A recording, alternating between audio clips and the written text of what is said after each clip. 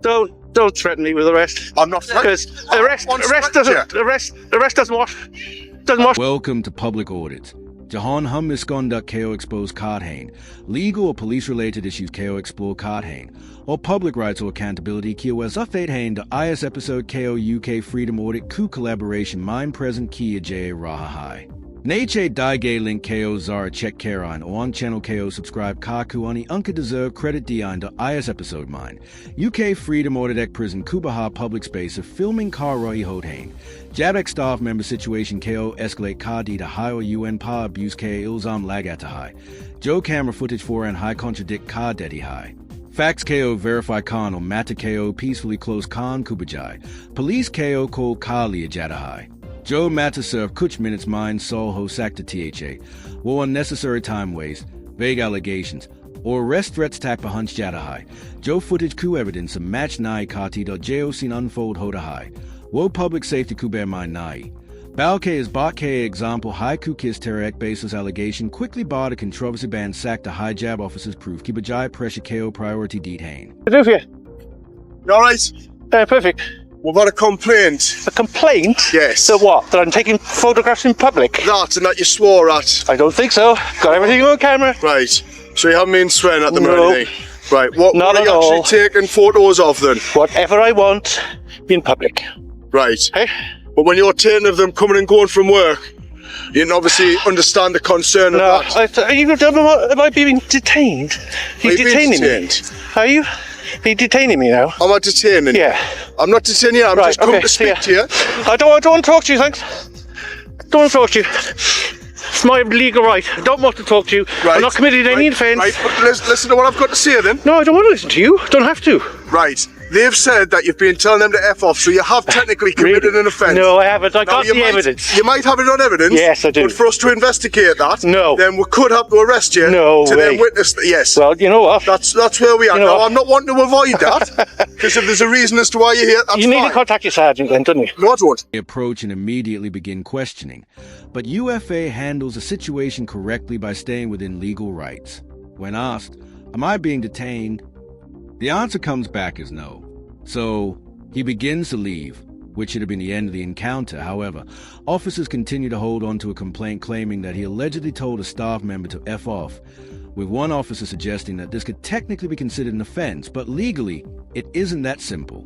Swearing alone does not automatically meet the legal threshold for a public order offense.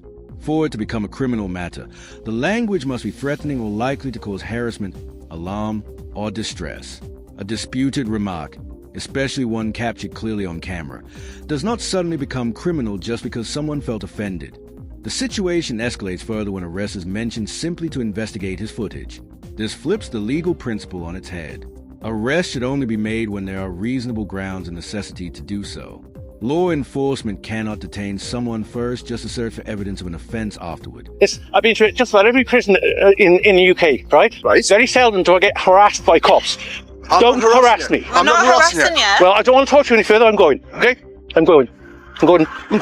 Right? If you're causing them alarm and distress, No, why I'm you not swearing causing then? them. I'm not swearing, no. Right, There's no the evidence of You that. have, and you're saying No you've got way. evidence of that. No so way. If you want to show me the evidence of that then? It's on my hard drive, isn't it? Right. I don't have to show you anything. Well, I've there's not an committed offence, any offence. But there has been, if there's been a No, there's not. offence of you. Well, mate, do you know? Well, I haven't. Well, they're saying you have. You're Well, saying you go back haven't. and get a statement to that in writing. Well, I would Somebody's do, but willing that to would go and require make us then arresting you. And Well, I want don't to care avoid because that. 500 quid from 0 seconds to 1 hour with handcuffs on me, even if it's just one handcuff on my wrist, is 500 quid minimum. Minimum. Been there, done That's that. why I'm avoiding that. Well, I'd avoid if I were you. Just get back in your car and say there's no crime being committed, because there is none. They don't carry out a proper investigation. Instead, they simply take sides. The prison staff member claims he felt alarmed, and that statement is treated as enough to move forward. No evidence is properly checked, no meaningful questions are tested, and no effort is made to reconcile the claim with the fact that UFA has been recording the entire interaction. Public order law is not based on he said, she said situations alone. It requires actual threatening or abusive behavior, not simply someone claiming discomfort because they do not like being filmed in a public space. The officer then goes a step further, demanding that UFA hand over the footage because they believe an offense has been committed. However, This is legally incorrect.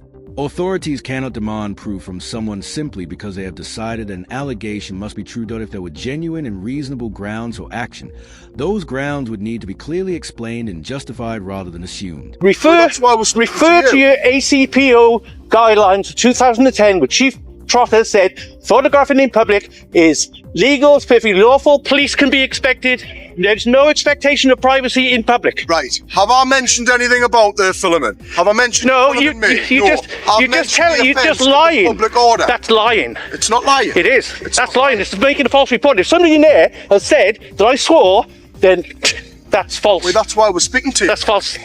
It's false, and I have money in my pocket. And you'll be sent for retraining. No, I won't get retraining, because if someone makes an allegation, we have to investigate it. Yeah.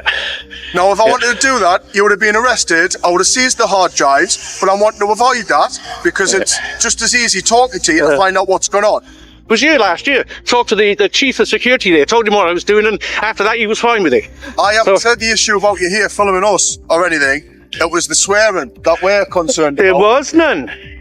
UFA ultimately ends up doing their work for them by pointing directly to the ACPO 2010 guidance, the document that clearly states that members of the public are allowed to film in public spaces, and that officers should not interfere unless there is a genuine lawful reason to do so. That guidance exists specifically to prevent situations like this, when normal public recording is met with unnecessary escalation, however. Instead of acknowledging this, they continue returning to the same, unproven claim that he used offensive language. They insist that they do not want to arrest him and only want to talk.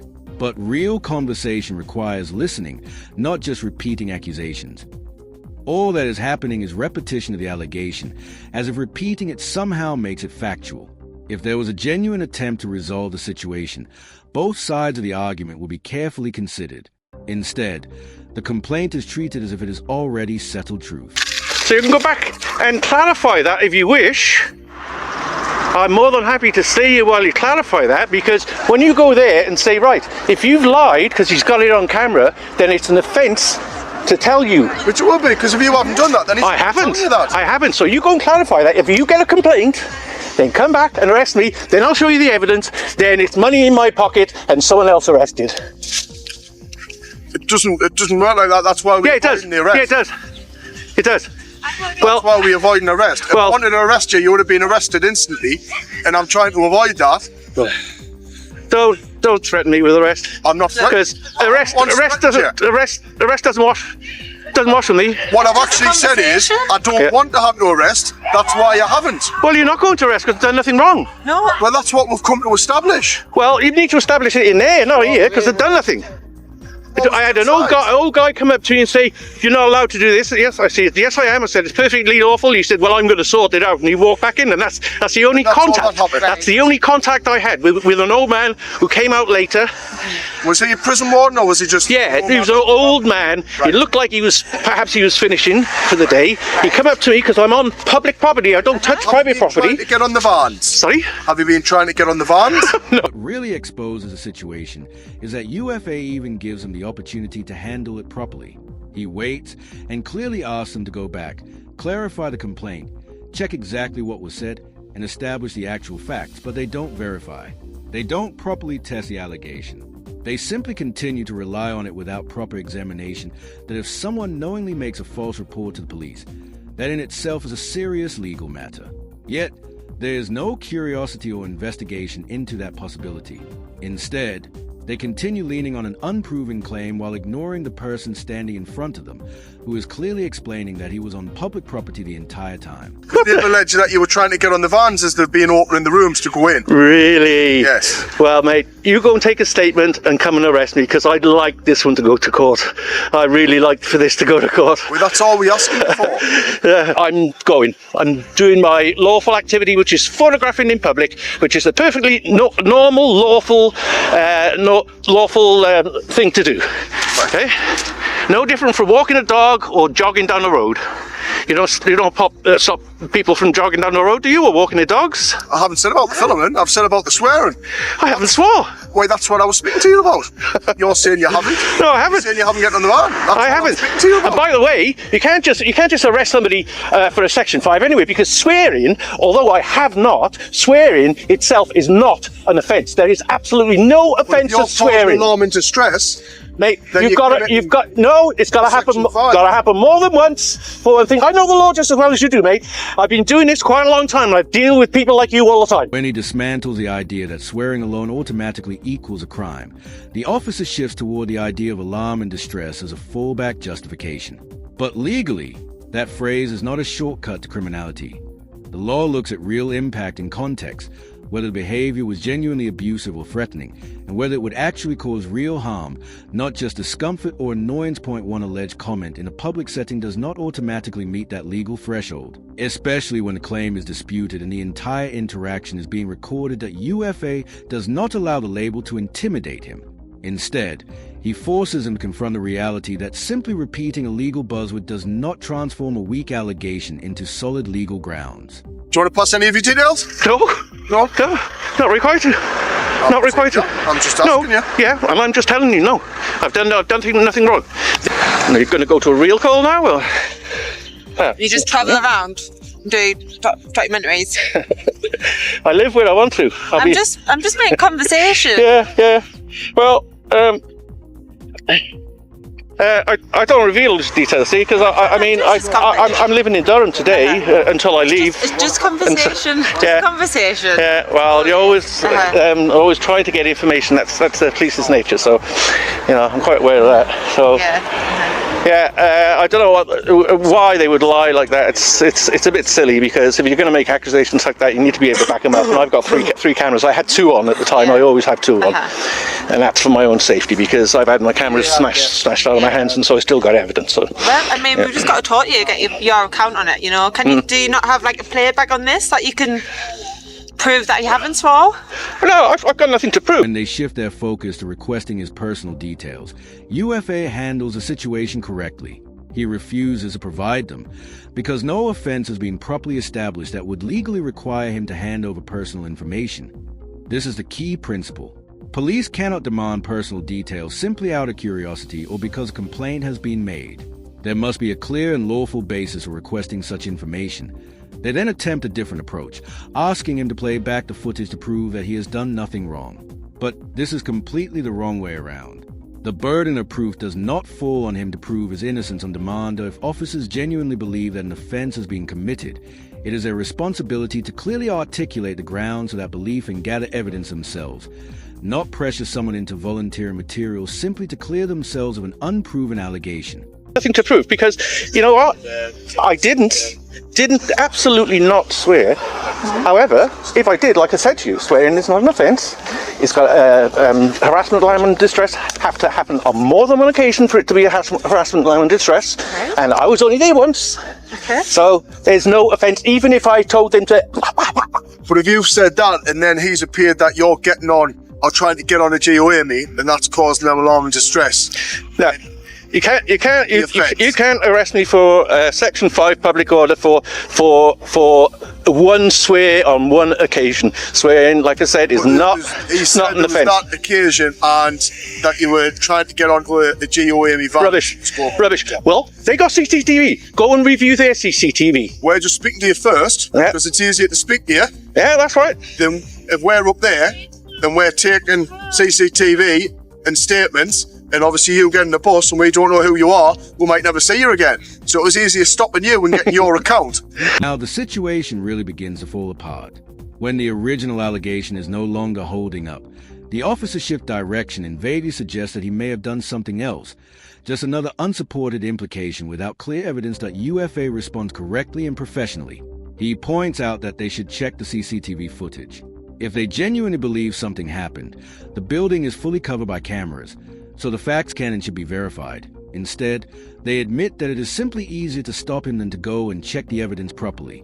And that statement reveals everything. This is no longer about finding the truth. It is about convenience. Rather than reviewing actual evidence and conducting a proper investigation, they choose the quicker and easier option.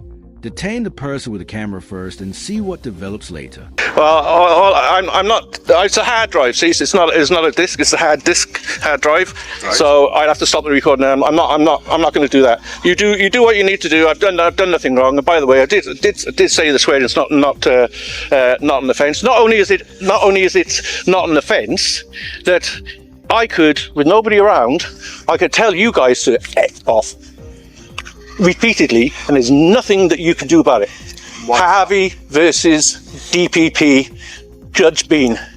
Right. Judge Bean. It's a case that's been decided in the High Court of England and Wales. Okay? You cannot be harassed, alarmed, or distressed at hearing swear words, because you hear them so common, so often, and that's Judge Bean, a High Court judge. I'm not denying that. Yeah. So you look it up, Harvey versus. When UFA references Harvey versus Director of Public Prosecutions, he is bringing up a case that directly challenges what the officers were trying to establish. In that ruling, the High Court made it clear that simply swearing at police does not automatically constitute an offence under Section 5 of the Public Order Act.